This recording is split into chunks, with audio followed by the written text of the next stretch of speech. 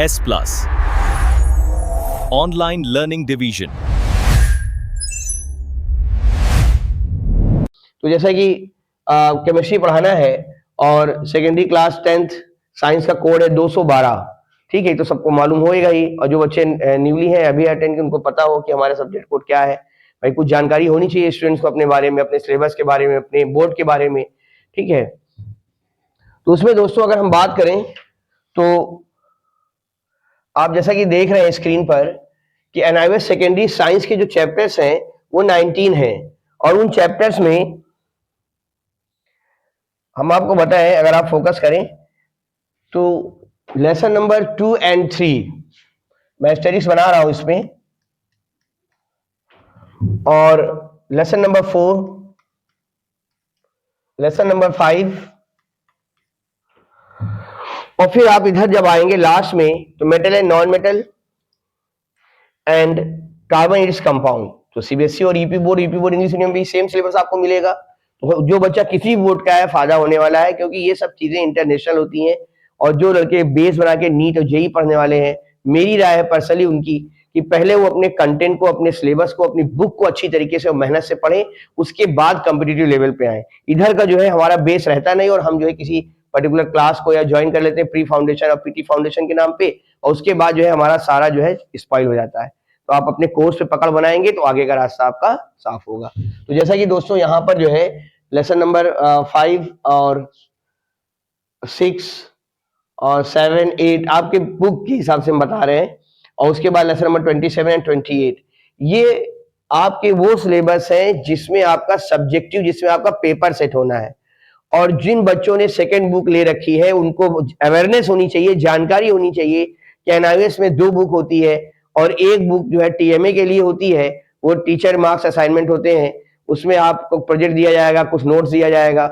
लेकिन जब आप रिटन 80 मार्क्स का लिखने जाएंगे तो वहां पर आपको ये सिलेबस मिलेगा जिसमें से आपको पढ़ के पेपर फाइंड आउट करना है, और वो 20 नंबर जो इंटरनल है उसके चैप्टर्स अलग हैं, ठीक है। तो पढ़ने तो सारे चैप्टर हैं, लेकिन कुछ टीएमए के लिए तैयार करना है, और जो स्क्रीन पर है ये आपके एग्जाम में से, पेपर में से इसमें से आएगा, ठीक है। तो जैसा कि दोस्तों पहला लेसन है हमारा एटॉमिक स्ट्रक्चर, और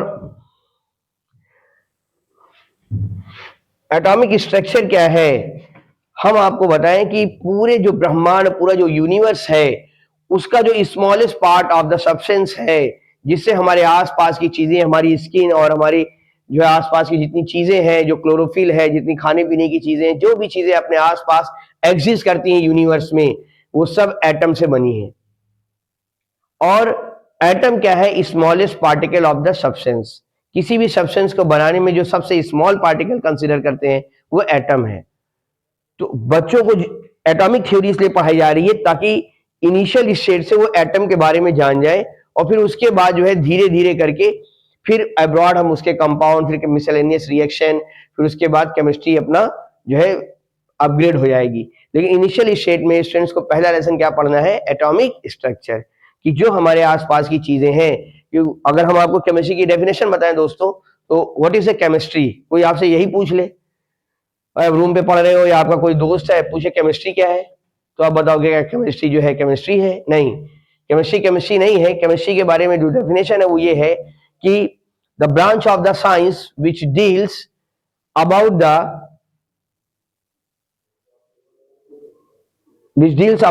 composition of the substance, its properties and their miscellaneous reaction। यानी साइंस की वो ब्रांच जो ये बताए कि कोई भी कंपाउंड बना कैसे है, composition of the substance, number 1। Number 2, its properties. जैसे हम बात करें ग्लूकोज है C6H12O6, तो ग्लूकोज का जो स्ट्रक्चर है उसमें कार्बन कितने हैं? 6 है, हाइड्रोजन 12 है, और ऑक्सीजन कितना है? 6 है। तो इसका कंपोजिशन है, एक चीज हो गई। फिर पूरे यूनिवर्स में ग्लूकोज जो कंपाउंड है इसकी कुछ यूनिक प्रॉपर्टीज होंगी, और दूसरा इस ग्लूकोज की मिसलेनियस रिएक्शंस। तो आप लोग ध्यान से सुनिए, फिर से मैं बोल रहा हूं, the branch of the science which deals about the composition of the substance, एक चीज, their properties and their miscellaneous reaction, कि कोई चीज बना कैसे है, उसका संगठन, उसके जो है प्रॉपर्टीज, उसके गुण, और उसकी ढेर सारी अन्य मिसलेनियस रिएक्शन, जिसमें इसको पढ़ते हैं वो क्या है, हमारा ब्रांच ऑफ द साइंस में क्या आएगा, केमिस्ट्री आएगा। कि केमिस्ट्री क्या है, कोई भी चीज बनी की है कैसी है, composition, properties and it's miscellaneous reaction. जैसे ये ग्लूकोज है, ये बना कैसे है, इसकी प्रॉपर्टीज क्या है, इसकी ढेर सारी केमिकल रिएक्शंस। फिजिक्स के बारे में बात करें तो फिजिक्स क्या है, विच deals about the form of energy, the branch of the science which deals about the form of energy, यानी साइंस की वो ब्रांच जो एनर्जी के फॉर्म को डील करती है, उसे हम लोग क्या बोलते हैं, फिजिक्स। और बायो तो आप जानते हैं कि जिसमें हम लोग क्या पढ़ते हैं, एनिमल और प्लांट्स के बारे में पढ़ते हैं, living beings, animal and plants आएंगे, उसको पढ़ेंगे, बायो है। तो केमिस्ट्री क्या है, the branch of the science which deals about the composition of the substance, its properties and their miscellaneous reaction. ठीक है, उसमें सबसे पहले स्मॉल पार्टिकल एटम के बारे में पढ़ा जा रहा है कि एटम है क्या। तो दोस्तों कुछ चीजें केमिस्ट्री में, पूरी केमिस्ट्री में ऐसा है कि केमिस्ट्री में बहुत सी चीजें बाद में आई, लेकिन स्टूडेंट्स के सिलेबस में डालने के लिए उनको पहले से बताया गया, ताकि एक माइंडसेट हो जाए वो, और एक जो है उनके पास एक कॉन्सेप्ट बन जाए जिसको लेके वो आगे बढ़े। तो इसमें कुछ डिस्कवरी है, कुछ एक्सपेरिमेंट्स है जो बाद में आए उनको पहले बताए जा रहे हैं, और कुछ जो है पहले आए उनको बाद में बताए जाएंगे, ताकि एक प्रॉपर वे में जो है चीजें समझ में आ जाए स्टूडेंट्स को। तो उसमें पहला है दोस्तों, एक साइंटिस्ट है, उनका नाम था कि जो हमारा एटम है, आपको बता दें थोड़ा सा कि एटम जो है प्रोटॉन, न्यूट्रॉन और इलेक्ट्रॉन, 3 फंडामेंटल स्टेबल पार्टिकल से मिलकर बना है, ये हम लोग थोड़ा सा जानते हैं। जिसमें से प्रोटॉन और neutron centre part of the atom में रहते हैं, और ये क्या कहलाता है, न्यूक्लियस कहलाता है, और इलेक्ट्रॉन न्यूक्लियस के बाहर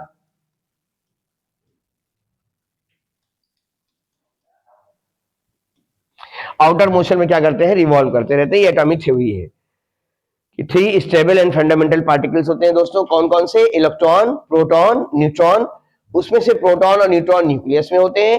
न्यूक्लियस क्या होता है, centre part of the atom होता है, और इलेक्ट्रॉन न्यूक्लियस के बाहर सर्कुलर पाथ पे क्या करते रहते हैं, रिवॉल्व करते रहते हैं। ये एटम के बारे में थोड़ा सा पहले से हम लोग जान लें। लेकिन इस लेसन में जो सेकेंडरी का स्टूडेंट्स है, जो इनिशियल स्टेज से केमिस्ट्री पढ़ने जा रहा है और आगे चल के पढ़ेगा नीट, जेईई के लिए, कॉम्पिटिटिव एग्जाम के लिए, 10th और 11th और 12th के लिए, उन बच्चों को बता दें कि ये थ्योरी तो बोलना बहुत आसान है कि electron, proton, neutron 3 fundamental stable particle होते हैं, centre part of the atom nucleus होता है, न्यूक्लियस पॉजिटिवली चार्ज होता है, और जितना न्यूक्लियस से पॉजिटिव चार्ज होगा उतना इलेक्ट्रॉन पे क्या होता है, नेगेटिव होता है। इसी वजह से एटम क्या होता है, न्यूट्रल हो जाता है। बस जो मैं अभी 1 लाइन 2 लाइन में बोला हूं 30 सेकंड में, इसी पूरे 30 सेकंड की चीज को हमको क्या करना है, इस लेसन में पढ़ना है कि कैसे हम सही में मानेंगे, कैसे हम कंसीडर करेंगे कि इलेक्ट्रॉन, प्रोटॉन, न्यूट्रॉन जैसी चीजें एटम में होती हैं, और centre part of the atom nucleus है, और न्यूक्लियस पॉजिटिवली चार्ज है, और इलेक्ट्रॉन न्यूक्लियस के बाहर क्या कर रहा है, रिवॉल्व कर रहा है, चक्कर लगा रहा है। ठीक है, तो दोस्तों आप लोग को हम बताएं कि सबसे पहले एटॉमिक थ्योरी के बारे में ये बताया गया, बेसिकली इलेक्ट्रॉन, प्रोटॉन, न्यूट्रॉन या न्यूक्लियस का जो है कॉन्सेप्ट नहीं था स्टार्टिंग में, इसकी डिस्कवरी के बारे में कॉन्सेप्ट नहीं था। एक साइंटिस्ट है, उनका नाम था जूलियस पेकर। थोड़ा साइड में लिख दूं ताकि डायग्राम डिस्टर्ब ना हो। जूलियस पेकर, आप जरा इनका ईयर देखिए, 1859। जूलियस पेकर ने क्या किया, ये एक एक्सपेरिमेंट करना चाह रहे थे कि किसी भी मेटेलिक वायर को अगर हम गर्म करते हैं, एनर्जी देते हैं, तो उसमें एनर्जी किस फॉर्म में रिलीज होती है। बेसिकली वो दोस्तों एक्सपेरिमेंट कर रहे थे थर्मल आयनिक इंडक्शन का। फिर से सुनिए, जो सेकेंडरी के स्टूडेंट्स हैं, 8 पास आउट होके आए हैं या 9 पास आउट होके आए हैं, तो कुछ चीजें ऐसी हैं जो पहली बार सुनते हैं। तो कहते हैं first impression is last impression. जो चीज एक बार दिमाग में आ गई, और किसी के बताने से, समझाने से, गलत हो या सही हो दोनों बातें हैं, लेकिन एक बार दिमाग में आ गई तो फिर वो चीज नहीं जाती है। वो लड़की देखने वाले आते हैं तो पहले दिन कैसे डिस्प्ले कराते हैं दूल्हे के सामने, वो लड़की नेकर में या जीन्स में नहीं आएगी, वो ट्रेडिशनल ड्रेस में रहेगी, और उसको थोड़ा अच्छा सा सजा वजा के ले आते हैं। क्यों, first impression is last impression, है ना। चलिए ठीक, तो छोड़ते हैं। हम ये बता रहे हैं आपसे कि जो चीज आप पहली बार हिट करते हो, वो चीज दिमाग में जगह बनाती है, और अगर उसको समझ के और कॉन्सेंट्रेट करके करेंगे तो उसमें पढ़ना और कम पड़ेगा आपको, अगर एक बार समझ में चीज आ गई तो, और वो लॉन्ग टाइम तक याद रहने वाली है। ठीक है, तो जूलियस बेकर ने क्या किया, एक ग्लास ट्यूब ली, जैसे कि ट्यूब रॉड होता है। ट्यूब रॉड में आप देखेंगे कि बीच में कोई भी कनेक्शन नहीं होता, साइड में दो पोल लगे होते हैं, दो इलेक्ट्रोड होते हैं, उनमें वायर जाता है और सेल में इलेक्ट्रिसिटी में एक प्लस होता है और एक माइनस होता है। और वहां से उन्होंने क्या किया, जूलियस बेकर ने एक छोटी ग्लास ट्यूब ली, कांच की नली ली, और उस कांच की नली के दोनों तरफ उन्होंने मेटल इंसुलेट कर दिया। ये जो व्हाइट कलर से है वो मेटल उन्होंने इंसुलेट कर दिया। वट एवर कोई भी मेटल ले लें, इन दैट टाइम जो भी मेटल था, आयरन है, सिल्वर है, गोल्ड है, कॉपर है, और इन सब मेटल्स के बारे में लोगों को बहुत जमाने से मालूम था। तो उन्होंने क्या किया, इलेक्ट्रिसिटी को वहां तक कंडक्ट कराने के लिए उन्होंने दोनों सिरों पर क्या इंसुलेट कर दिया, एक मेटल इंसुलेट कर दिया, और उस मेटल से वायर निकाला और उस वायर को उन्होंने जोड़ दिया 10,000 वोल्ट की बैटरी से। आप ध्यान दीजिए, उसका वोल्टेज कितना रखा उन्होंने, 10,000 वोल्ट। ये सेल का सिंबल होता है, बड़ा वाला प्लस होता है, छोटा वाला माइनस होता है। और वो जो ग्लास ट्यूब थी, जो कांच की नली थी, जो स्क्रीन पे आपके बनी हुई है ये सामने, उस ग्लास ट्यूब के अंदर उन्होंने प्रेशर बहुत कम कर दिया, 1 मिलीमीटर प्रेशर ऑफ मरकरी। आपको बताएं कि एटमॉस्फेरिक प्रेशर, 1 एटमॉस्फेरिक प्रेशर दोस्तों क्या होता है, 760 मिलीमीटर प्रेशर ऑफ मरकरी होता है। ये प्रेशर जो है, एटमॉस्फेरिक प्रेशर, दुनिया की हर एक चीज पे एग्जर्ट होती है, जो हमारे आसपास है, हम तुम्हें सब है उसमें। इन्होंने जानबूझकर इस ग्लास ट्यूब, इस कांच की नली के अंदर प्रेशर कंप्रेसर पंप से कम कर दिया, वैक्यूम पंप से सारी गैसों को बाहर निकाल दिया। वो ये चाह रहे थे कि ये ग्लास ट्यूब एकदम खाली रहे, उसमें स्पेस रहे, यानी इनर्ट उसमें एनवायरमेंट रहे, ताकि कोई भी ऐसी चीज न रहे जो उस प्रैक्टिकल को क्या करे, इफेक्ट करे। फिर उन्होंने क्या किया, यहां से हाई वोल्टेज से जोड़ा, और सेल के दो पोल होते हैं, एक कैथोड होता है। कैथोड कैसा होता है, नेगेटिव नेगेटिव होता है, और एनोड कैसा होता है दोस्तों, पॉजिटिव होता है। ये एक्सपेरिमेंट किसका है, जूलियस बेकर का। जो बच्चे थोड़ा सा स्लिप कर रहे हैं, स्किप कर रहे हैं, थोड़ा सा ध्यान दें। जूलियस बेकर ने अपने एक्सपेरिमेंट में एक छोटी ग्लास की ट्यूब ली, उस ट्यूब के दोनों पोल पर उन्होंने क्या इंसुलेट कर दिया, कोई मेटल इंसुलेट कर दिया, इन दैट टाइम जो भी मेटल उसको मालूम था, और उस मेटल से उन्होंने वायर किया, और उस वायर को जो है हाई वोल्टेज 10,000 वोल्ट की बैटरी से जोड़ा, और उस ग्लास ट्यूब में कंप्रेसर पंप लगा के उन्होंने क्या किया, सारी गैस को बाहर निकाल दिया, ताकि वहां पे इनर्ट स्ट्रक्चर रहे, स्पेस रहे वहां पर। और फिर ये वो देखना चाह रहे थे कि जब किसी मेटेलिक वायर को गर्म करते हैं तो एनर्जी किस फॉर्म में रिलीज हो रही थी। मैं दूसरी बार बता रहा हूं, तीसरी बार बता रहा हूं दोस्तों, कि वो atomic structure, electron, proton, neutron की थ्योरी नहीं सीख रहे थे। वो ये देखना चाह रहे थे किसी मेटेलिक वायर को अगर हम एनर्जी देते हैं तो एनर्जी किस फॉर्म में रिलीज होती है। और दुनिया के सामने एक नई चीज आ गई, एटॉमिक स्ट्रक्चर, जिसने पूरी केमिस्ट्री को ही क्या कर दिया, बदल दिया। खैर, अब उन्होंने जब उसको 10,000 वोल्ट की बैटरी से जोड़ा तो उन्होंने देखा कि कैथोड से कुछ रेज निकल रही हैं और किधर जा रही हैं, एनोड की तरफ। तो उन्होंने उसका निक नेम क्या दे दिया, कैथोड रेज। क्या नाम दिया, cathode rays, because of their origin is cathode.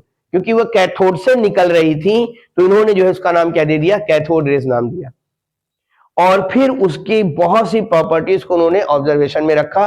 फिर इनके ठीक बाद, या इनके जो साथ वाले थे उस इन दैट टाइम जो भी साइंटिस्ट थे, उन्होंने इसकी कैथोड से निकलने वाली रेस को उन्होंने उसका ऑब्जर्वेशन किया और बहुत से प्रिंसिपल उसे अप्लाई किए, कुछ प्रैक्टिकल्स किए, और फिर जो है एक कंक्लूजन बताया कैथोड रेस की प्रॉपर्टी के नाम पर। ठीक है, सबसे पहली बात की, they are made up of negative charge, यानी ये किससे मिलकर बनी है, नेगेटिव मैटर से मिलकर बनी है, because of negative are attract towards the positive, क्योंकि जो नेगेटिव होता है, opposite charges are attract each other. Glass tube में जो कैथोड से रेज निकल रही थी वो टूवर्ड्स एनोड जा रही थी, एनोड पॉजिटिव पोल होता है।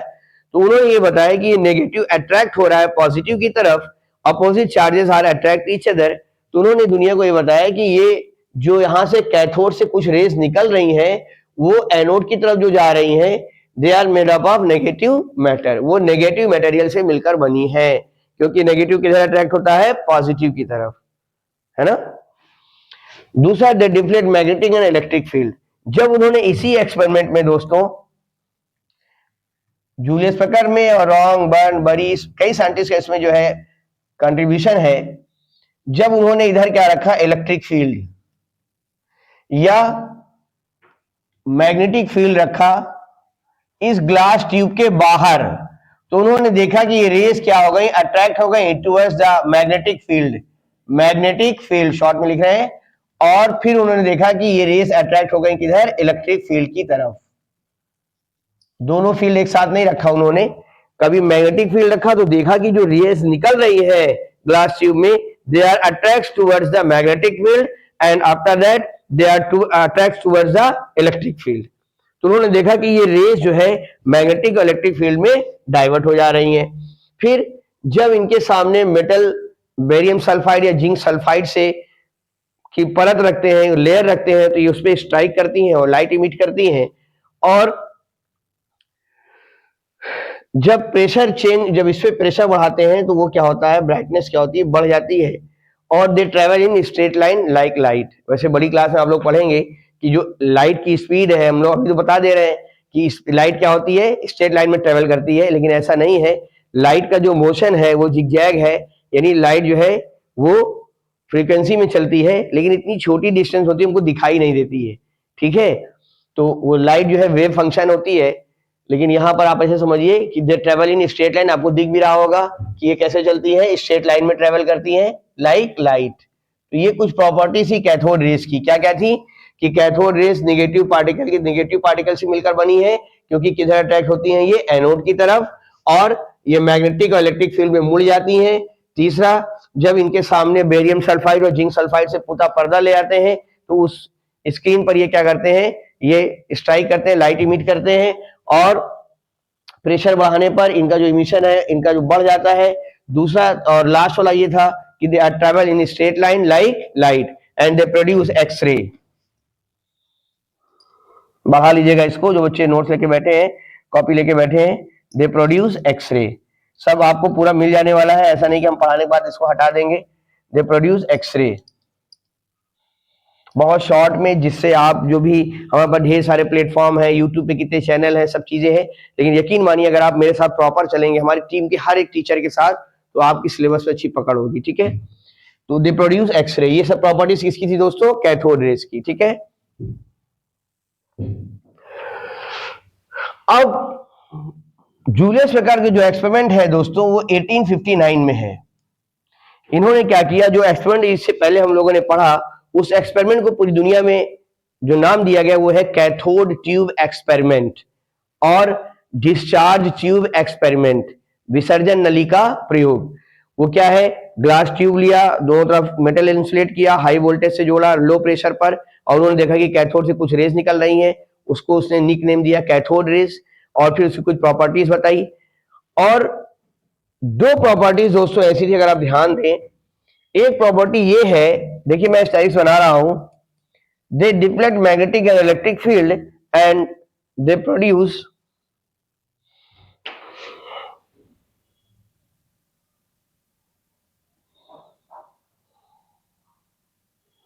एक्सरे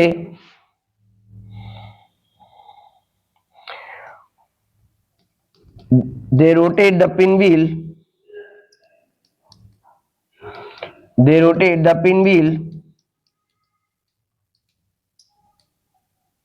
in their path, ये पॉइंट शायद रह गया, हमने दिया था पहले, in their path, so they have kinetic energy is equal to क्या होता है, हाफ mv स्क्वायर। एक चीज दोस्तों ये आई, प्रॉपर्टी तो ढेर सारी उन्होंने बताया कैथोड रेस में, लेकिन दो प्रॉपर्टीज ऐसी थी, एक they different magnetic and electric field,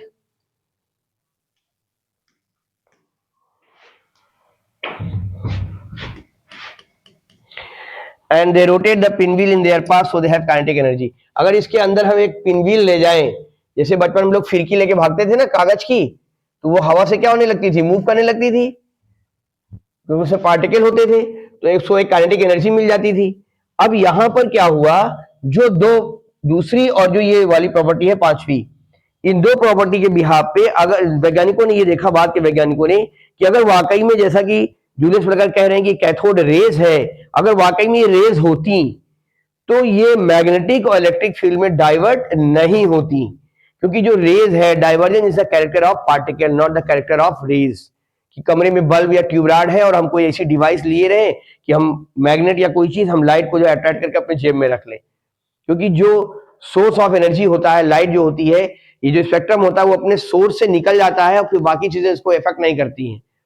दूसरा कि अगर इनके रास्ते में भाई इस कमरे में ढेर सारी ट्यूब रॉड हो और हम उसमें 100-200 लगा दें और फिर एक बच्चा तुम में से खड़ा होकर बोले कि सर ऐसा है कि मेरे कंधे पे बहुत ज्यादा प्रेशर लग रहा है, 2-3 रॉड बंद कर दीजिए। क्यों? क्योंकि जो लाइट है, जो रे है, ये मासलेस और चार्जलेस होती है। लेकिन क्योंकि ये रेस जो है अपने रास्ते में पड़ने वाले पिनव्हील को घुमा देती थी, फिरकी को घुमा देती थी, जो मेटेलिक सेंसिटिव रहती है, एकदम छोटी सी फिरकी, जब इसके अंदर उसको डाले तो वो घूमने लगी। तो इससे ये पता चला कि इनके अंदर क्या है, काइनेटिक एनर्जी है। और दोस्तों अभी आप पढ़ेंगे फिजिक्स में, काइनेटिक एनर्जी इक्वल टू होता है हाफ mv², यानी जिसमें काइनेटिक एनर्जी होगी उसमें मास होगा और क्या होगी, वेलोसिटी होगी। तो इस प्रॉपर्टी के बिहाफ पर दो प्रॉपर्टी ध्यान दीजिए आप लोग कि कैथोड रेज मैग्नेटिक और इलेक्ट्रिक फील्ड में मुड़ क्यों जा रही हैं। नंबर 1, जैसा कि यहां पर डिफ्लेक्शन दिखा रहे हैं। दूसरा, ये अपने रास्ते में पड़ने वाली पिनव्हील को घुमा दे रही है। नंबर 2, इन दो पॉइंट के बिहाफ पे ये पता चला दुनिया को, एक नई चीज आई इसी थ्योरी में कि कैथोड रेज नहीं है।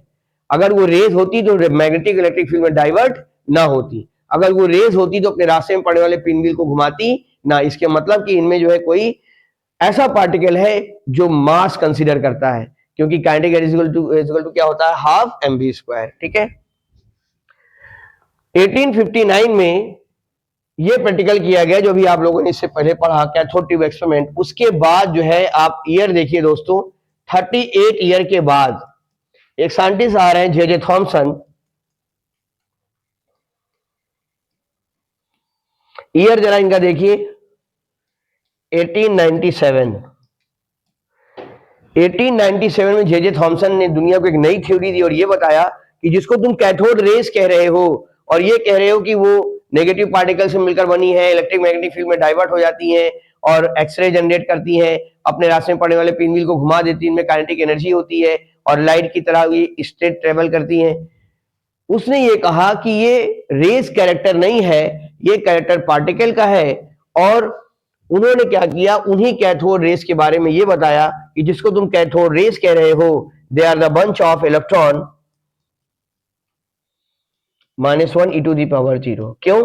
क्योंकि कैथोड ट्यूब एक्सपेरिमेंट में जब बार बार कैथोड को अलग अलग मेटल का बदला गया या इसके अंदर जो गैस थी उसको नई नई गैस भरी गई, इन दैट टाइम जो भी मेटल था, copper, silver, gold, iron, zinc, जिस मेटल के बारे में लोग बहुत जमाने से जान रहे हैं, वैज्ञानिकों ने जब इस कैथोड को अलग अलग मेटल का बदला तो उन्होंने देखा कि सब में से ऐसी एक्सपेरिमेंट प्रूफ हो रहा है। Whatever we use any metal for cathode and whatever we use any gas in cathode tube, the practical is remain same. उन्होंने ये देखा कि हर हाल में प्रैक्टिकल क्या है, सेम जा रहा है, सिमिलर जा रहा है। उनके दिमाग में बात है यार कुछ ऐसा है जो कॉमन है और कैसा है, नेगेटिव है, और दुनिया के सारे एलिमेंट में क्या है, कॉमन है। और बाद में उसी कॉमन चीज को क्या माना गया, जिसको पहले कैथोड रेस कहा गया था, बाद में उसी फंडामेंटल पार्टिकल को क्या माना गया, इलेक्ट्रॉन। और ये बताया गया कि ये नेगेटिव होता है और दुनिया के हर एलिमेंट में प्रेजेंट है। अभी जैसे कि आप लोग को मालूम है कि 118 एलिमेंट की डिस्कवरी हो चुकी है। तो सबसे पहले ये पता चला कि जिसको हम कि smallest particle of the substance जो है, हर सब्सटेंस में एक ऐसा पार्टिकल है जो नेगेटिवली चार्ज है और उसको जे थॉमसन ने क्या नाम दिया, इलेक्ट्रॉन नाम दिया। ठीक है। अब उन्होंने ये बताया कि electron is a low mass negatively charge particles. ठीक है। Before 1897 scientist believe that the atoms are individual particles as proposed by Dalton. However, certain electrical experiments, इन लोगों को शुरू में ये मालूम था कि atom smallest particle of the substance है और एटम किसी और किसी मिलकर बना नहीं है। कैथोड ट्यूब एक्सपेरिमेंट में जो भी एटम रखे गए मेटल के, तो आप ये देखिए कि उसने जब कैथोड को अलग अलग मेटल का बदला तो उसने ये देखा कि हर मेटल में से, जो भी मेटल के कैथोड बना रहे, सब में से रेज निकल रही है और ये उस मेटल के अंदर से निकल रही है। इसका मेटल क्या है, एटम है। इसका मतलब एटम के अंदर कोई और भी चीज है। डाल्टन ने अपनी थ्योरी में दुनिया को यह बताया था कि smallest particle of the substance atom neither can be create not destroyed. Atom को ना तो बना सकते हैं, ना तो नष्ट कर सकते हैं, ना इसको क्लासिफाइड कर सकते हैं। लेकिन अभी की थ्योरी ये बता रही है कि जो कैथोड ट्यूब में हमने बार बार अलग अलग मेटल का बनाया था कैथोड, हर कैथोड के अंदर से कुछ एक नई चीज निकल रही है जो नेगेटिव है। और यहीं से दुनिया को यह पता चला कि जिसको तुम नेगेटिव कह रहे हो वो नेगेटिव मटेरियल क्या है, रेज ना हो करके वो इलेक्ट्रॉन है। और इस तरह से दोस्तों जे थॉमसन के एक्सपेरिमेंट से पूरी दुनिया को क्या पता चला, एक फंडामेंटल पार्टिकल जो कि क्या होता है, नेगेटिव चार्ज होता है, और उसका नाम क्या रखा गया, इलेक्ट्रॉन।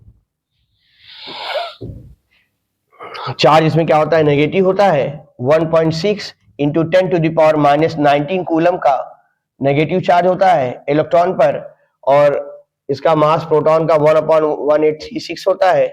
और ये माना गया कि अभी एक्सपेरिमेंट आएगा उसमें आपको क्लियर हो जाएगा कि इसका जो पोजीशन है इलेक्ट्रॉन का वो न्यूक्लियस के बाहर है। अभी जब पूरी थ्योरी हम पढ़ लेंगे तो पता चलेगा कि प्रोटॉन न्यूट्रॉन न्यूक्लियस में होते हैं और इलेक्ट्रॉन न्यूक्लियस के बाहर आउटर मोशन में क्या करते रहते हैं दोस्तों, रिवॉल्व करते रहते हैं। ठीक है, फिर आया एनोड रेज।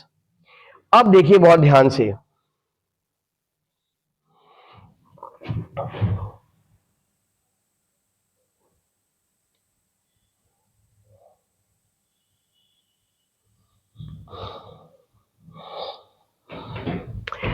ठीक इसी एक्सपेरिमेंट में जिसमें यह कहा गया कि एक फंडामेंटल पार्टिकल, जब हमने कैथोड को अलग अलग मेटल का बदला, कैथोड का जो मेटल था वो एटम है, और एटम के अंदर से एक चीज निकल रही थी जिसको कैथोड रेज कहा गया।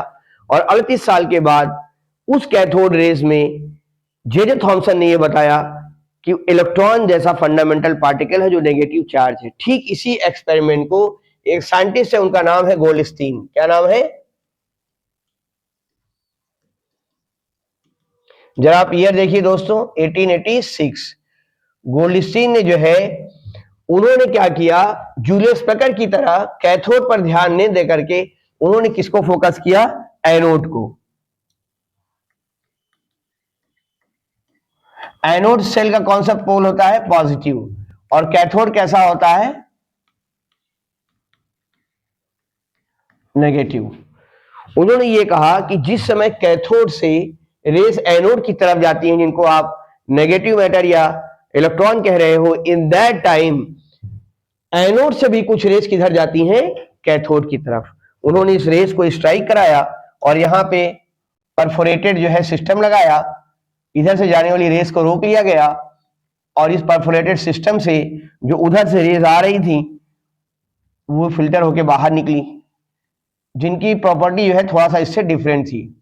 उन्होंने कहा कि जिस समय कैथोड से कुछ रेस एनोड की तरफ जाती हैं, किसने, गोल्डस्टीन ने 1886 में, उसी टाइम एनोड से कुछ रेस किधर जाती हैं, कैथोड की तरफ। क्योंकि ये एनोड से निकल रही थी तो इसलिए इसका नाम क्या रखा गया दोस्तों, एनोड रेस। एक और निकनेम है, क्योंकि ये पॉजिटिव पोल से निकल रही थी, इसका नाम क्या रखा गया, पॉजिटिव रेस। और जो परफोरेटेड सिस्टम यहां लगा हुआ था उससे छन कर ये बाहर निकलती है, जैसे कि कैनल निकलती है नदियों से, तो इसका एक नाम और रखा गया, कैनाल रेस। ठीक है, तो ये तीनों नाम इसी के हैं, एनोड रेस, पॉजिटिव रेस और कैनल रेस। गोल्डस्टीन ने एनोड से निकलने वाली प्रॉपर्टी पार्टिकल्स को, एनोड से निकलने वाली रेस को, जिसको इन्होंने एनोड रेस, पॉजिटिव रेस या कैनल रेस नाम दिया था, उस पर इन्होंने बहुत ढेर सारे ऑब्जर्वेशन किए।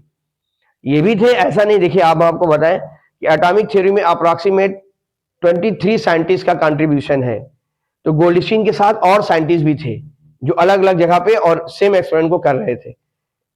ठीक है, उसमें कुछ अपग्रेड था, लेकिन हम ओवरऑल जो फाइनल जो एक्सपेरिमेंट है वो बता रहे हैं आपको कि उन्होंने क्या किया, एनोड से निकलने वाली रेस का ऑब्जर्वेशन किया और बार बार उन्होंने एनोड की मेटल को बदला, जैसा कि उसमें कैथोड में बदला गया था कि इन दैट टाइम जो भी मेटल था, सिल्वर, गोल्ड, कॉपर, जिंक, और जो element in that time metal के फॉर्म में नहीं थे, गैसेस स्टेट में थे, उस गैस को इसके अंदर भर दिया गया डिस्चार्ज ट्यूब के अंदर।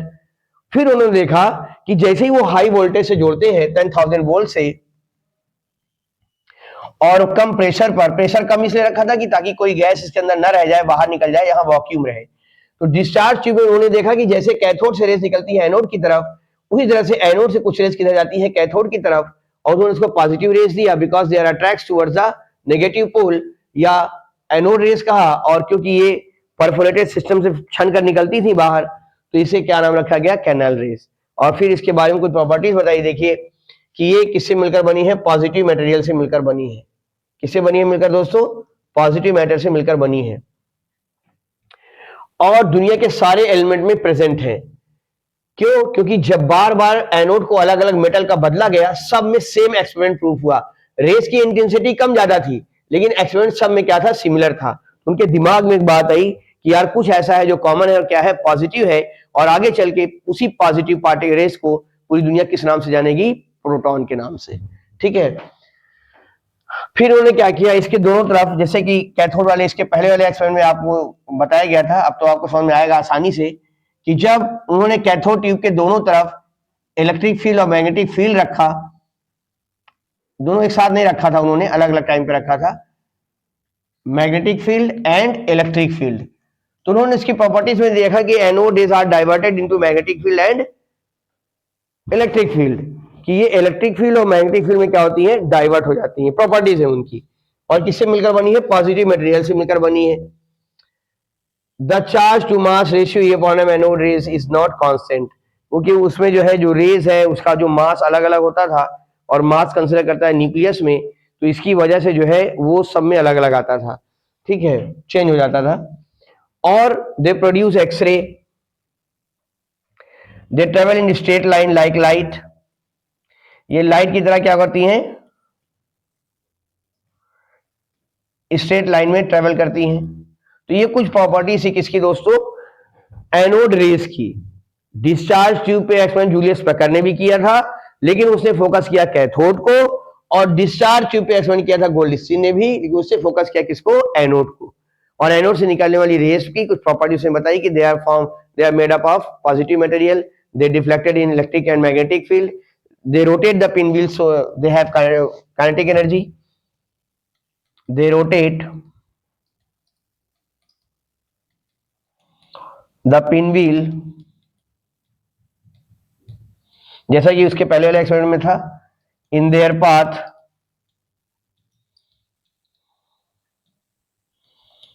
so they have kinetic energy। kinetic energy is equal to क्या होता है?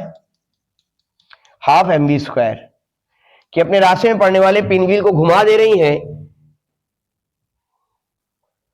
जिससे ये प्रूफ होता है कि इनके अंदर क्या है? Kinetic energy. क्योंकि काइनेटिक एनर्जी का फार्मूला आप पढ़ेंगे अभी फिजिक्स में, अगर नहीं पढ़े हैं तो, हाफ mv स्क्वायर, यानी काइनेटिक एनर्जी किसी के अंदर है तो दोस्तों उसमें क्या होगी?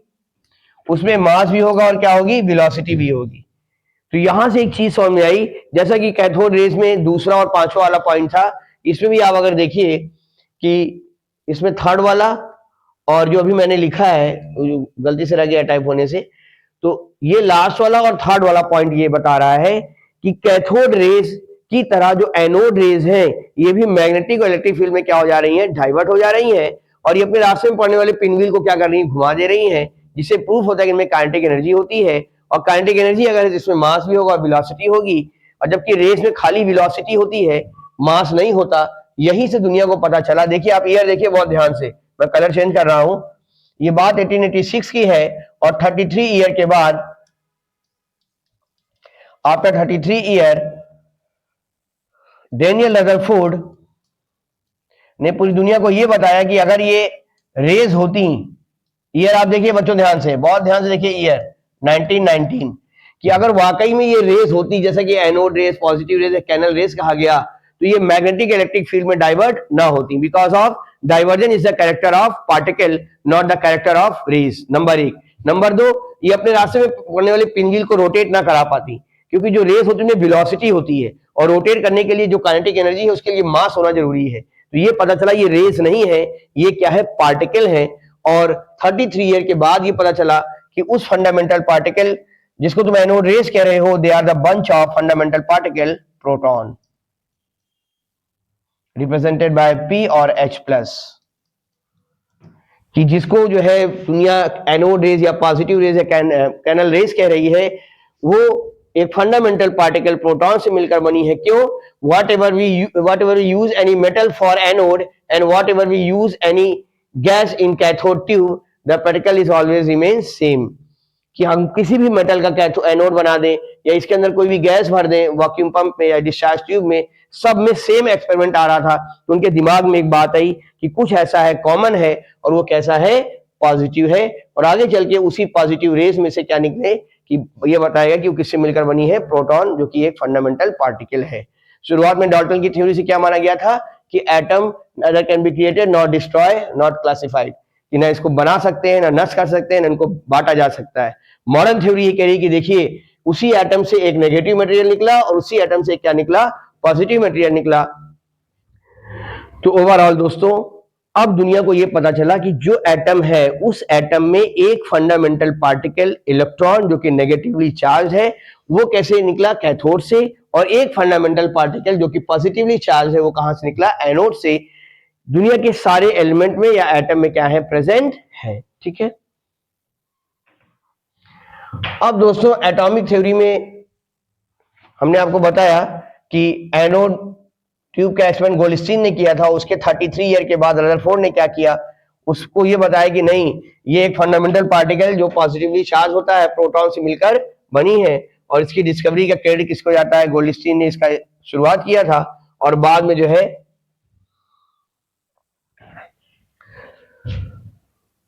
रदरफोर्ड ने जो है इसके बारे में बताया कि एटम जो है smallest particle of the substance है, इसका क्रेडिट जाता है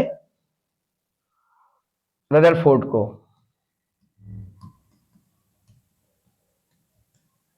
उन्होंने एनोड ट्यूब से क्या निकाला, उन्होंने बताया दुनिया को कि जिसको तुम एनोड रेस कह रहे हो वो किससे मिलकर बनी है, एक पॉजिटिव पार्टिकल से मिलकर बनी है, जिसे हम लोग क्या बोलते हैं,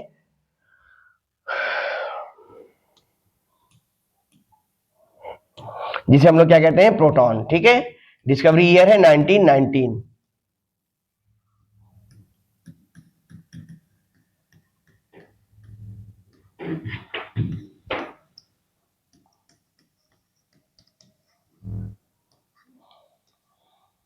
इसका सिंबल होता है H+ और P प्रोटॉन का। ठीक है।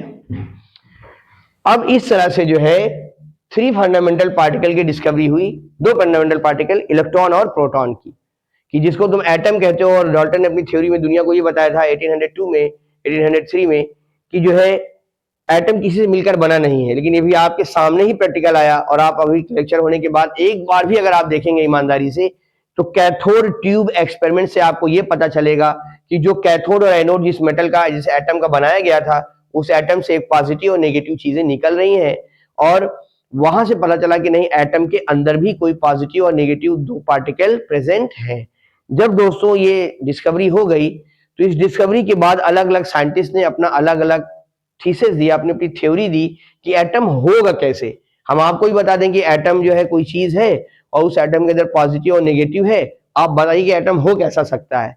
तो हर साइंटिस्ट ने अपने प्रैक्टिकल के बिहाफ पे और अपने हाइपोथेटिकल अपने दिमाग के का यूज करके बताया कि एटम ऐसा होना चाहिए। तो उस चीज को हम लोग किस नाम से जानते हैं, एटॉमिक मॉडल के नाम से। उससे पहला एटॉमिक मॉडल किसका है, थॉमसन का एटॉमिक मॉडल है, दूसरा रदरफोर्ड का एटॉमिक मॉडल है, और तीसरा क्या है, बोर का एटॉमिक मॉडल है।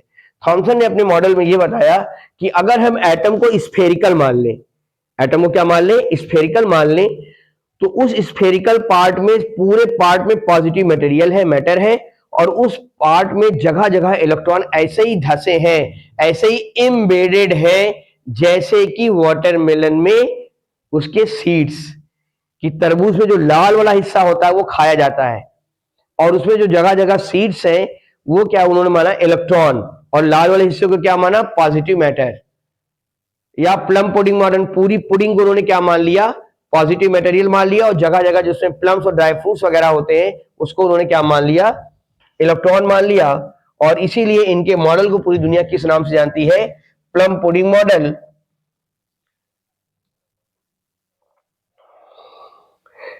या watermelon model,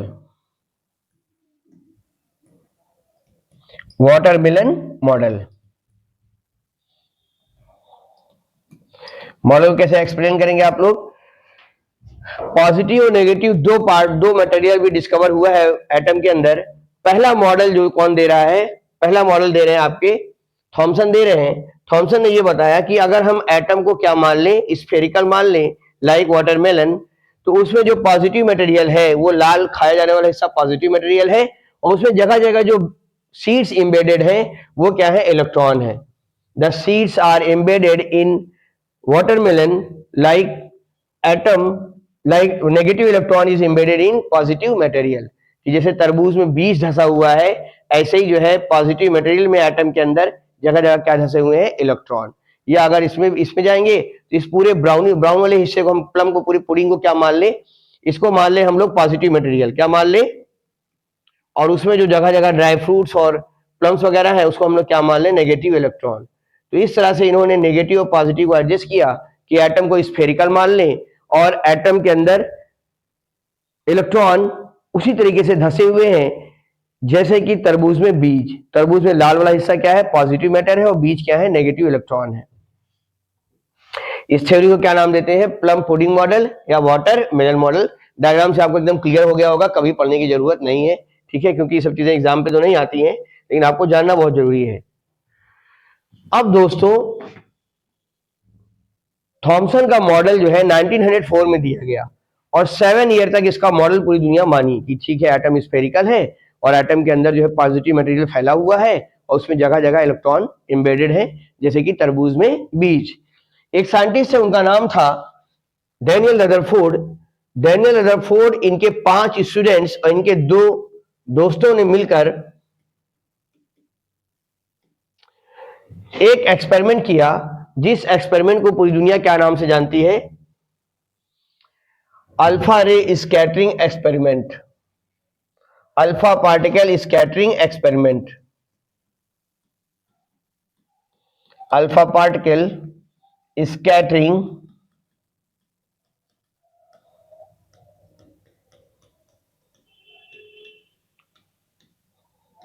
experiment of Rutherford.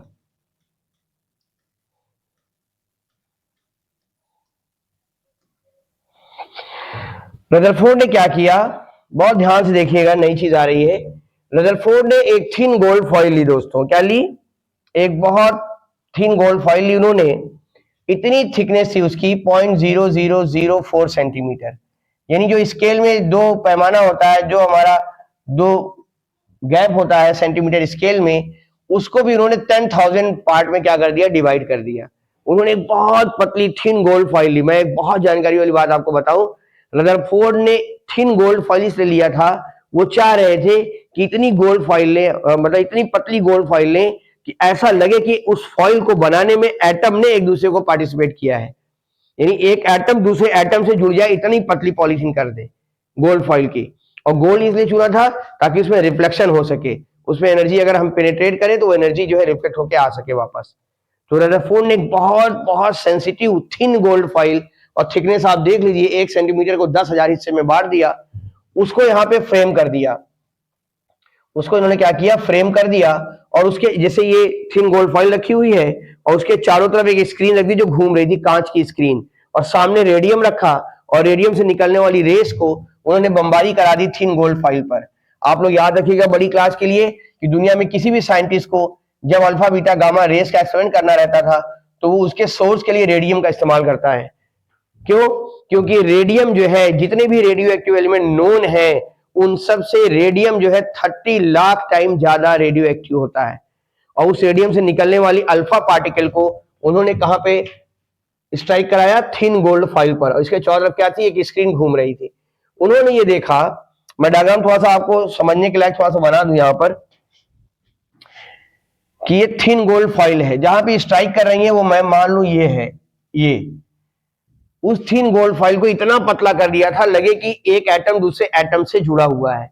दोस्तों इतना करने के बाद भी, इतनी पतली गोल्ड फॉइल बनाने के बाद भी, इसको आप लोग देखें, अगर आप लोगों ने महंगी मिठाई खाई होगी, मतलब चैलेंज नहीं कर रहे हैं हम कि आप सब गरीब हैं, अगर आपने महंगी मिठाई खाई होगी तो उस महंगी मिठाई पर सिल्वर या गोल्ड की फॉइल लगी होती है, और उस फॉइल के इतनी सेंसिटिव फॉइल होती है वो कि आप मिठाई खा रहे हो, आपके हाथ में भी लग जाता है, आपको पता नहीं चलता।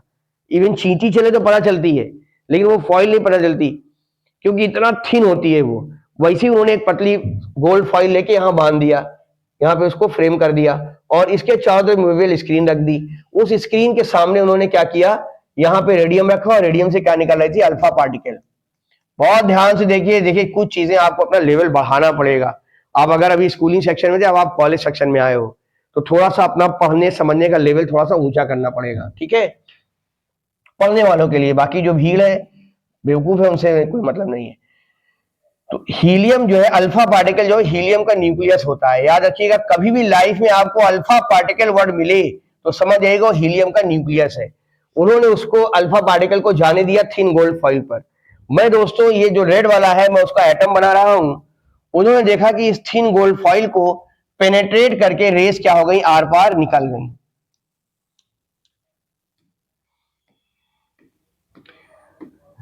भाई आर पार निकली तभी तो मूवेबल स्क्रीन पे इन्होंने यहाँ क्या स्ट्राइक किया, लाइट इमिट की। इसका मतलब कि इन्होंने ये थिन गोल्ड फॉइल को पेनेट्रेट करके बाहर निकल गई और कुछ जो है एंगल पर डिफ्लेक्ट हो गई। जैसे पीछे आ रही थी इनका एंगल छोटा होता जा रहा था। अब बहुत इंपॉर्टेंट बात सुनो ध्यान से सब लोग, ध्यान दीजिए। जो रेस 20 से गई थी वो स्ट्राइक करके क्या हो गई, वापस आ गई। और ये सब रेस कहां से निकली, अल्फा, ये सब अल्फा पार्टिकल्स हैं जो कि क्या होती हैं, हीलियम की न्यूक्लियस होती हैं। और ये सब कहां मिले थे इनको, किससे, रेडियम से। इसका सोर्स जो है वो रेडियम था। रेडियम जो है अल्फा रेडियोएक्टिव एलिमेंट होता है जो अपने अंदर से अल्फा बीटा गामा रेस निकालता है। बहुत ध्यान से देखिए। अब यहां पर जो पिन पॉइंट पर जहां ये रेस अटैक कर रही थी उससे उसको क्या नाम, उसने क्या बोला, ये एटम है। क्या बोला, ये एटम है। और उस एटम का एक बहुत बड़ा हिस्सा खोखला है, तभी तो वहां से आने वाली रेस क्या हो गई, आर पार निकल गई। और कुछ 90 डिग्री पे और कुछ सब एंगल पे क्या हो गई, डिफ्लेक्ट हो गई। लेकिन जो रेस बी से गई थी वो टकराकर वापस आ गई। ये रदरफोर्ड का सोने की पतली पन्नी पर अल्फा कणों की बौछार कराने का एक्सपेरिमेंट है। Rutherford's alpha particle scattering experiment on thin gold foil. उन्होंने थिन गोल्ड फॉइल पर अल्फा पार्टिकल की बमबारी कराई और कुछ ऑब्जर्वेशन देखा। और ये प्रैक्टिकल करते समय उनके 5 स्टूडेंट और 2 दोस्त भी उनके साथ में थे। एक थिन गोल्ड फॉइल को यहाँ फ्रेम कर दिया, उसके चारों तरफ स्क्रीन लगा दिया, मूवेबल स्क्रीन। और जब यहाँ पे रेस उन्होंने भेजा तो उन्होंने देखा कि रेस जहां पे अटैक कर रही है उसके दूसरी तरफ वो रेस पेनेट्रेट करके थिन गोल्ड फॉइल को बाहर निकल जा रही है। और जो अप्रोक्सीमेट 20 से गई थी वो टकरा के कहां आ गई, वापस आ गई। According to principle of light, जब किसी ऑब्जेक्ट से चीजें टकराती हैं और टकरा के हमारी आंखों में इंटर करती हैं तो वो चीज दिखाई देती है। तब उन्होंने दुनिया को एक नई थ्योरी दी और ये बताया most of the alpha particles pass through the gold foil. बहुत से अल्फा पार्टिकल गोल्ड फॉइल के कितने, 99% जो हमारे क्या थे, रेस से वो आर पार निकल गई, जिससे पता चलता है कि वो एटम का एक बहुत बड़ा हिस्सा क्या है, खोखला है। कुछ पार्टिकल, कुछ जो है अल्फा पार्टिकल जो है स्मॉल एंगल या 90 डिग्री या 90 डिग्री से कम पर क्या हो गई, डिफ्लेक्ट हो गई। A few particles were deflected by large angle about 1 in every। हर 12,000 में से कोई एक क्या हो गई, रिबाउंड, वापस आ गई। यानी जा रही है और फिर वापस आ गई, यानी हर 12,000 में से कोई एक रेस। और ये जो रेस वापस आ रही थी ये सेंटर पार्ट से आ रही थी।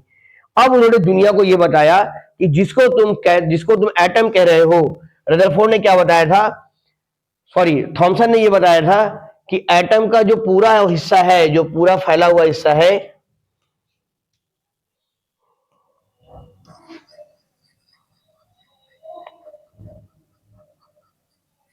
ये है थॉमसन का वाटरमेलन मॉडल। उसने कहा कि तरबूज में जो खाया जाने वाला हिस्सा होता है, लाल वाला हिस्सा, वो क्या है, पॉजिटिव मटेरियल है। और जो उसमें जगह जगह सीड्स है,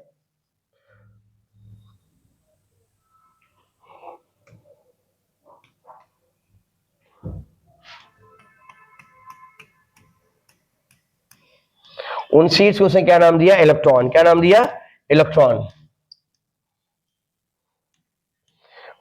लाल वाले हिस्से को क्या दिया उसने, पॉजिटिव प्रोटॉन। और बाद के वैज्ञानिकों ने ग्रीन वाली लेयर को क्या माना, न्यूट्रॉन।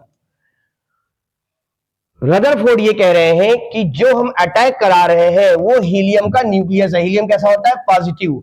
और जो सेंटर से जा रहा है वो वापस आ जा रहा है।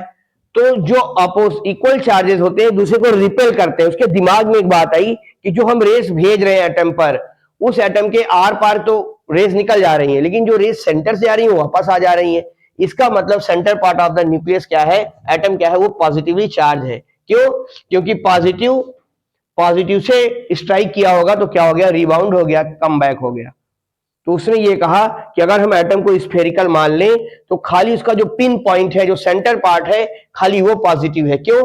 क्योंकि और कहीं से रेस टकराकर वापस नहीं आ रही थी।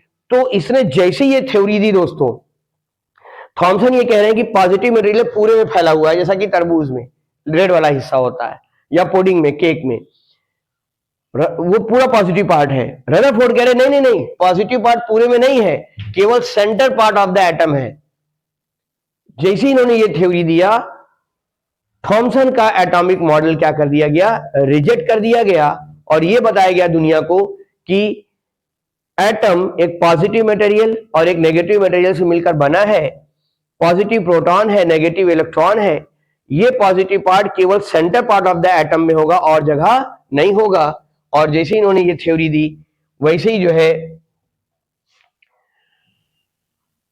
थॉमसन का एटॉमिक मॉडल क्या कर दिया गया, रिजेक्ट कर दिया गया, और पूरी दुनिया में किसका मॉडल आया, रदरफोर्ड का एटॉमिक मॉडल आया।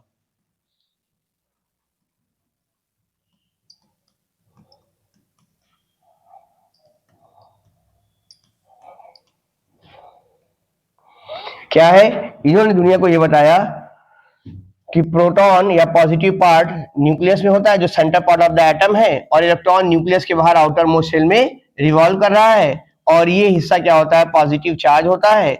जितना इस पे पॉजिटिव होता है उतना इलेक्ट्रॉन पे नेगेटिव होता है, इसलिए एटम क्या होता है, न्यूट्रल हो जाता है। बहुत से बच्चे जिन्होंने पढ़ा है या किसी से अपने सीनियर से या बड़े भाई लोग से पढ़ा है तो कहेंगे अरे सर ने प्रोटॉन में न्यूट्रॉन तो बनाया नहीं। तो बच्चों अभी न्यूट्रॉन की डिस्कवरी हुई नहीं है, इस एक्सपेरिमेंट के टाइम में न्यूट्रॉन अभी नहीं आया है। एक पॉजिटिव मटेरियल जो निकला था एनोड से और एक नेगेटिव मटेरियल जो निकला था कैथोड से, खाली उसके बारे में चल रही है। रदरफोर्ड ने दुनिया को यह बताया कि पॉजिटिव पार्ट यानी न्यूक्लियस के बाहर, अच्छा उसने ये नाम दे दिया था, ये बहुत बड़ी चीज है, उसको क्रेडिट जाता है रदरफोर्ड को।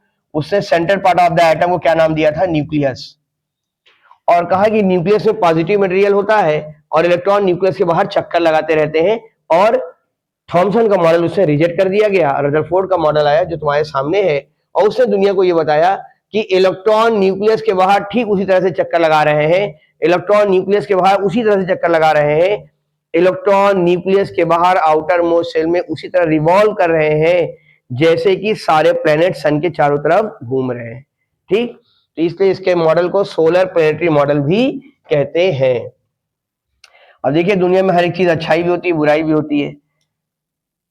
अब यहां पर क्या हुआ, एक साइंटिस्ट है, उनका नाम है क्लार्क मैक्सवेल। क्या नाम है, क्लार्क मैक्सवेल। मैं लिख दे रहा हूं, अभी आगे आएगा।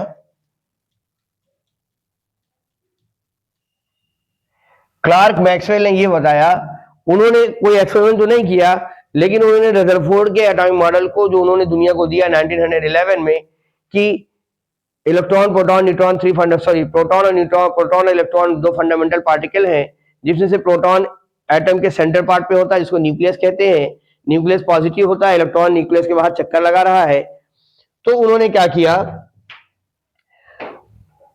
इसी रदरफोर्ड के मॉडल में उन्होंने ये बताया दुनिया को कि चलिए हम मान लें कि रदरफोर्ड की थ्योरी सही है। तो रदरफोर्ड ये कह रहे हैं कि इलेक्ट्रॉन न्यूक्लियस से बाहर लगातार चक्कर लगा रहा है। अगर ये लगातार चक्कर लगा रहा है तो इसको एनर्जी कहां से मिल रही है, एनर्जी लॉस करने की वजह से इलेक्ट्रॉन क्या होगा, उसका मास कम होता जाएगा, ऑर्बिट छोटी होती जाएगी, और लास्ट में नेगेटिव इलेक्ट्रॉन पॉजिटिव न्यूक्लियस में समा जाएगा, और दुनिया की हर एक चीज का जो है अस्तित्व क्या हो जाएगा, खत्म हो जाएगा। तो क्लार्क मैक्सवेल ये कह रहे हैं कि अगर इलेक्ट्रॉन लगातार चक्कर लगा रहा है तो उसको एनर्जी कहां से मिल रही है, एक चीज। दूसरा, अगर वो लगातार चक्कर लगा रहा है तो इसके पहले जो हम लोगों ने पढ़ा दोस्तों कि जो इलेक्ट्रॉन मूव कर रहा है वो इलेक्ट्रॉन कैथोड और एनोड ट्यूब में, अगर आप ध्यान दें तो ऑल्टरनेट कंडीशन पे था, जलबूत जलबूत करके ऑल्टरनेट। और ये कह रहे हैं कि इलेक्ट्रॉन क्या कर रहा है, लगातार चक्कर लगा रहा है, तो उसका जो लाइट ऑफ इमिशन है, अगर इलेक्ट्रॉन लगातार चक्कर लगा रहा है तो कैथोड और एनोड ट्यूब में जो रेज है वो कंटिन्यूअस फॉर्म में होनी चाहिए, ऑल्टरनेट कंडीशन में नहीं होनी चाहिए। तो दो ड्रॉबैक क्लार्क मैक्सवेल ने निकाला रदरफोर्ड के मॉडल में। फिर ध्यान से सुन लीजिए, जो बच्चे थोड़ा मिस कर रहे हैं या पहली बार जब पढ़ते हैं तो वैसे सबके साथ होता है, हम लोग के साथ भी होता था। चीजों को सीखना पढ़ना यही पढ़ाई है, चीजें नहीं आती लाना है अपने अंदर, वही पढ़ाई है। ठीक है, फिर से समझ लीजिए कि रदरफोर्ड ये कह रहे हैं कि प्रोटॉन जो है न्यूक्लियस में होता है, न्यूक्लियस क्या होता है, centre part of the atom होता है, और इलेक्ट्रॉन न्यूक्लियस के बाहर चक्कर लगा रहे हैं। क्लार्क मैक्सवेल ने इसमें ड्रॉबैक निकाला इनके मॉडल में कि अगर इलेक्ट्रॉन लगातार चक्कर लगा रहा है तो उसको एनर्जी कहां से मिल रही है, चक्कर लगाने की वजह से एनर्जी लॉस होगी, मास कम होगा, और वो मास E बराबर mc² से मास में बदल जाएगा, और मास एनर्जी में बदल जाएगी, तो वो एनर्जी इसको नचाएगी, धीरे धीरे एनर्जी कम होती जाएगी, और लास्ट में नेगेटिव इलेक्ट्रॉन पॉजिटिव न्यूक्लियस में क्या हो जाएगा, समा जाएगा, और दुनिया की हर एक चीज जीरो हो जाएगी, खत्म हो जाएगी। परंतु ऐसा नहीं होता। ही could not explain the stability of atom, एक चीज। दूसरा, रदरफोर्ड ये नहीं बता पाए दुनिया को कि अगर इलेक्ट्रॉन लगातार चक्कर लगा रहा है तो क्या, जैसे कि लेक्चर के शुरू में था, कैथोड और एनोड ट्यूब में जो रेज निकल रही थी वो कंटिन्यूअस फॉर्म में नहीं थी, वो अल्टरनेट थी। कंटिन्यूअस क्यों नहीं है? इन दो पॉइंट के बिहाफ पर रदरफोर्ड का एटॉमिक मॉडल क्या कर दिया गया दोस्तों, रिजेक्ट कर दिया गया। He could not explain the spectrum of hydrogen atom, no idea about the electron orbit, कि ऑर्बिट में इलेक्ट्रॉन जो मूव कर रहे हैं वो इलेक्ट्रॉन की एनर्जी क्या है। बाद के वैज्ञानिकों ने बताया कि वो एनर्जी लेवल है, जितना इलेक्ट्रॉन आगे की ऑर्बिट में होगा उतना एनर्जी ज्यादा होगी, लेकिन रदरफोर्ड ये चीज दुनिया को नहीं बताया, उन्होंने खाली बताया इलेक्ट्रॉन रिवॉल्व कर रहा है। लेकिन बाद में शेल आएगा और ये पता चलेगा जिस इलेक्ट्रॉन का शेल जितना बड़ा होता है उसका एनर्जी लेवल क्या होगा, उतना ज्यादा होता है। ठीक है,